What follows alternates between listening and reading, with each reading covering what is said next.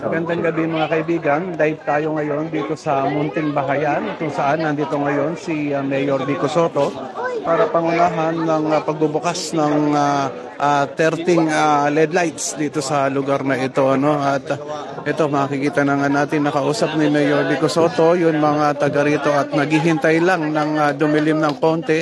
At ite-turn on ng ni Mayor Vico Sotto dito ang ilaw at hinihintay-hintay na rin na ni Mayor Vico Sotto ang ilan pa sa mga kasama natin dito. Posibleng dumating si Vice Mayor Dodot Jaworski. Ayan, at ngayon ay maliwaliwanag pa nga at ayan.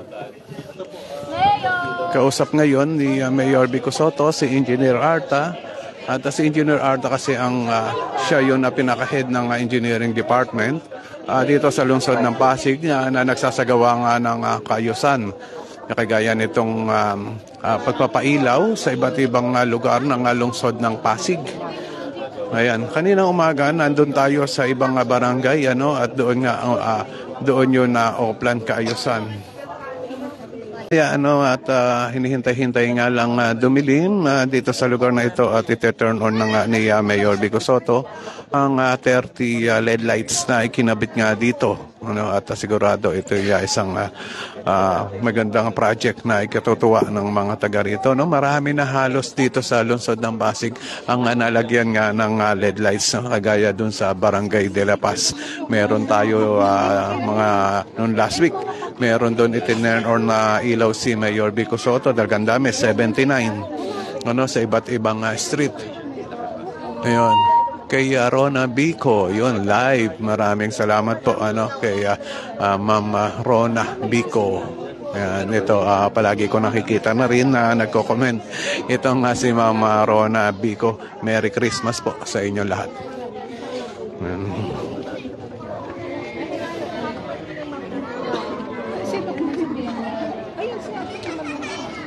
Kay Joanne, magandang gabi sa lahat. Ayun, maliwanag na ang Pasig.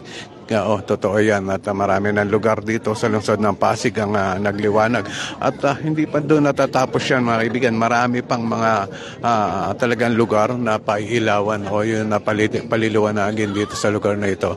Kay Billy Nilos, yun, shout out po.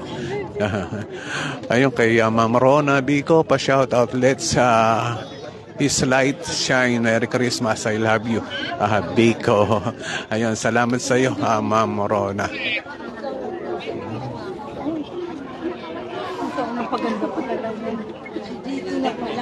Romeo Lorenzo, tunay na tao, Mayor Vico Sotto. Oo naman, talagang ubod ng bait niyan.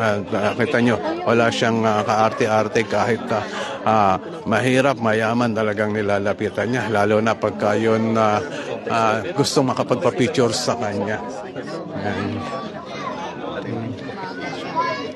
Ayan nga, at medyo dumidilim-dilim na nga at nagyayaya na nga si Mayor Vico Sotto na i-turn on na itong 30 LED lights dito. Ito nga yun yung switch box kung saan dito i-turn on ni Mayor Vico Sotto itong LED lights.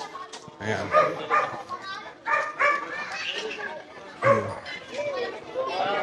Ayan, paparating na nga si Mayor Vico Sotto andyan, at nagpapapicture pa yun ilan sa mga nandito.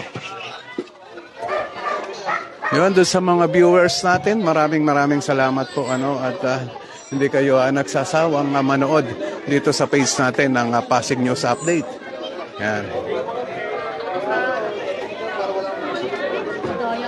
Kaninang umaga, malayo tayo, nasa Barangay Santolan tayo kung saan doon pumunta si Mayor Vico Sotto at tinignan niya yung na-oplan kaayusan doon, kinausap niya yung mga tao, yung mga problema ng mga tao ay kanyang inalam. At doon nakita nalaman nga natin yung problema doon. Magandang gabi po sa ating lahat. Masaya Munting Bahayan. Sa pagkakataong ito, nagkaroon tayo ng sarili nating street light na galing kay Mayor. Na-approve niya yung natin, sariling street light na hindi na tayo magbabayad. Kahit kay Mayor, yan, medyo na less ang ating gastos sa lugar natin. Laking bagay po sa atin yon. Sa lugar natin yan, marami tayong sinasuggest kay Mayor na matutugunan naman niya. At saka, sobrang salamat sa tagal po natin dito, napasok tayo ng Mayor natin. Palakpakan tayo sa ating Mayor natin na napakasipag talaga. Maraming salamat po. Pres, maraming salamat. Ganun din po sa lahat ng opisyalis po ninyo at sa bawat residente po natin. Magandang gabi na, no? Magandang gabi po sa ating lahat. Maraming salamat sa mainit na pagsalubong sa akin. Hilang po ako konting pasensya no, dahil ako lang po ang nakarating ngayong gabi dahil medyo masama po ang pakiramdam ng ating congressman. Ang ating vice mayor naman po, may lakad na hindi niya na makancel. So ako muna ang mag-represent sa ating lokal na pamahalaan. Hingi rin po akong pasensya sa ating HOA dahil pinatanggal ko po yung tarp sa harap sa bungad. Dahil na-appreciate ko naman po yun, Pres. Kaso baka isipin na sa akin lang, hindi ko naman po pera yung paggawa natin dito. Ito po ay galing sa lokal na pamahalaan, sa taxpayers ng lungsod ng Pasig. Kaya nahihiya po ako pag may mukha ko. Kaya pasensya na po, alam ko pinagawa niyo yun. Iuwi ko na lang po yung tarp kung okay lang po sa inyo. At saka may ordinansa na po kasi tayo na pag government project po kasi, pag funded ng LGU, bawal po maglagay ng mukha ng mga politiko. May isa ka pangalan, bawal na po sa Pasig yun. So, pero maraming salamat po. Gaya ng sinabi ni Pres, ito naman po ay para sa inyo talaga, proyekto na ni-request nyo rin naman po. Kaya masaya po kami na ito na po siya ngayon. Muli po, gaya ng sabi ni Pres, makabawas po ng konti sa gastos ng HOA. Nag-aambagan po tayo para sa kuryente. At least ito ay sa atin na to, Engineer Arta, sagot na po ng city ito. O binabati ko rin po ang ating kapitan, ang bagong kapitan ng pinagbuhatan, si Cap Robin. Gagawin din po sa ating mga kagawad. Napaaga lang ako ng konti dahil alam niyo naman ng traffic sa Sandoval, hindi natin masabi. Kaya minabuti ko na pong agahan ng konti. At December na, Merry Christmas sa ating lahat! Maligayang Pasko. Hindi pa yata nagpamasukan daw dito, no? Ay, tapos na ba? Tapos na pala. Akala ko hindi pa. Tapos na pala dito ang pamaskong handog. Opo, early Christmas po. Buti na yung maaga, di ba? Ayan. So, Merry Christmas. Saktong-sakto. Disyembre na. At talagang medyo busy na pag December, pero masaya po ako dahil nagkasama-sama tayo kahit ilang minuto lang po. So, muli po, maraming salamat. Congratulations sa ating lahat. Thank you po. Press request ko po na kayo ang magsiswitch ng ating ilaw. Bilang mag-countdown po tayo mula sa kahit sa 5 na lang. Samahan niyo po ako, Kap. Sabay-sabay po tayo. Tapos ipindutin po ni Press ang ating switch. Isi-switch niya po. So, sabay-sabay po tayo. 5, 4, 3, 2, 1. Yan mga kaibigan, nakita natin ang kaliwanagan dito sa lugar ng munting bahayan na barangay Pinagbuhatan. At talaga naman sobrang tuwa ng mga taga rito dahil 30 LED lights yun tinurn on ngayon na araw na ito. At nagpasalamat nga ang mga taga rito kay Mayor Vico Sotto dahil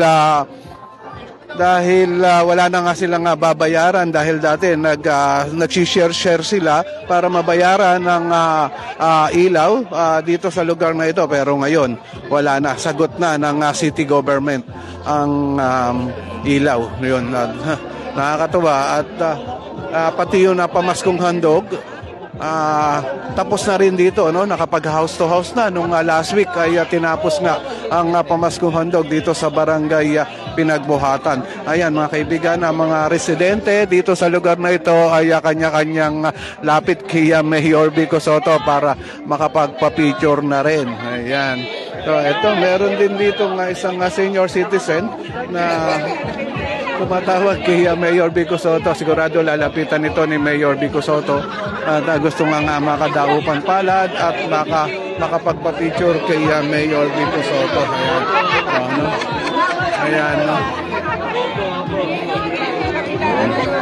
Ayan. At kung mapapansin natin, yung senior citizen na naka-wheelchair, mga kaibigan, na talaga naman mangyak-ngyak at tumutulo ang luha sa saya nang makita si Mayor Vico Sotto.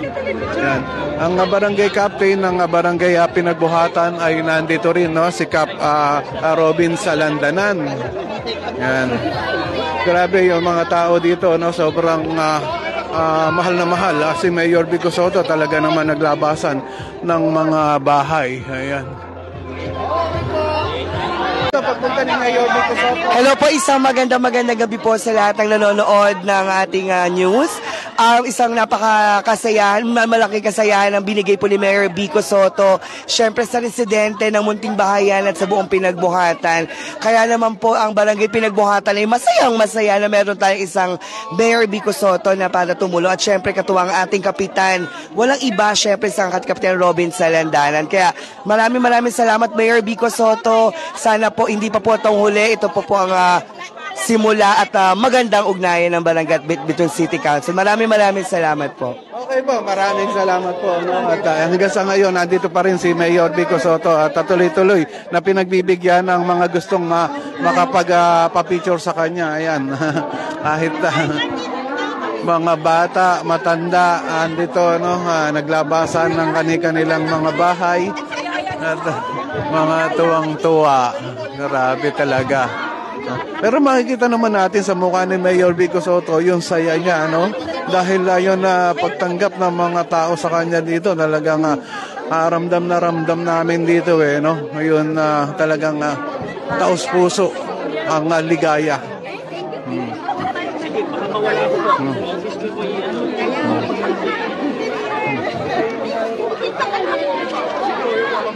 Okay, no, mga kaibigan, at talaga naman ang saya ng mga taga rito.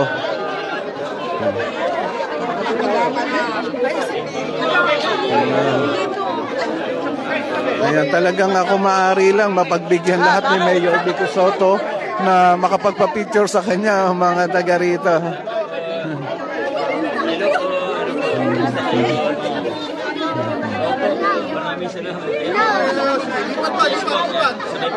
Ayan. Maraming salamat po.